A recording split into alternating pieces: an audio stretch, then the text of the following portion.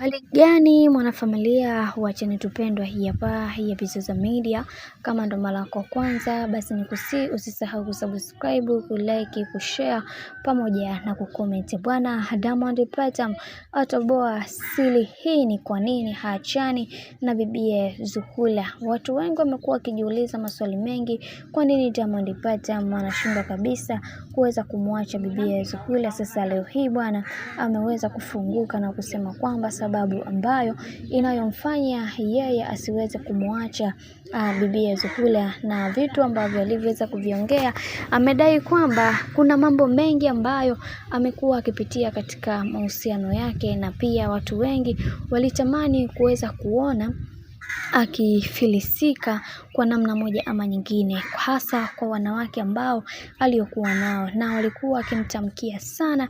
Lakini leo hii ameweza kusema ni mwanamke ambaye amekuwa akinipambania kuweza kufikia ndoto zangu.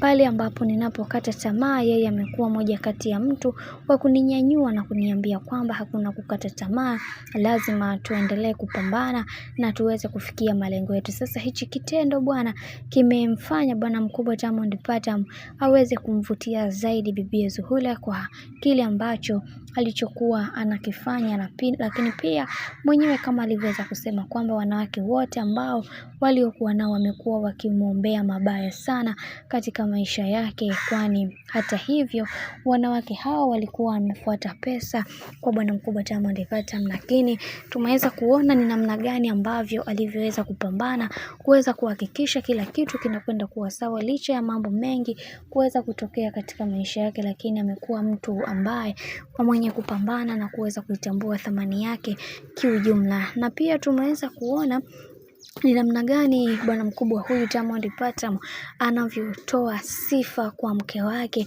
Kila interview ambayo anayofanya amekuwa akitoa sifa nyingi sana na kusema kwamba katika wanawake ambao walioweza kuwapata, bibie Zuchu ni moja kati ya mwanamke bora sana, na anatamani kuweza kuona na yeye akifanikiwa katika maisha yake, kwani watu wengi wamekuwa wakimuongelea vibaya, lakini yeye amekuwa mtu ambaye anamshauri kwenye kila hatua ya maisha ambayo wanayopiga, na akimwambia kwamba hizo zote ni changamoto za kidunia, hivyo kupaswa kuweza kukaa na kutuliza akili, kwa sababu si kila mtu ambaye unayekuwa naye katika mahusiano au katika maisha lazima aweze kukupenda.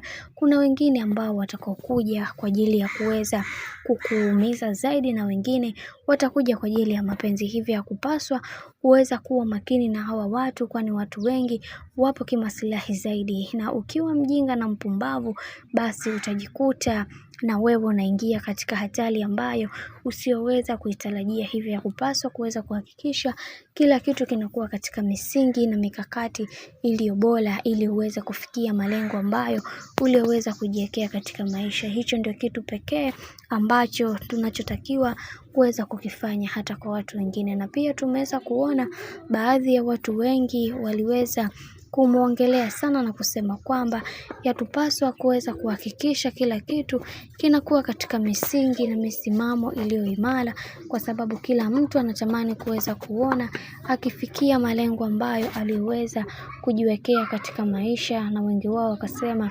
tunaamini katika kila hatua ambayo inayotokea katika maisha ni mipango ya Mwenyezi Mungu, kwa sababu kuna mambo mengi ambayo binadamu tumekuwa tukiyapitia, na wengi wao walitamani kuweza kuona wengine wakikata tamaa, lakini Mungu si Asumani, kila mtu anaendelea kupambana.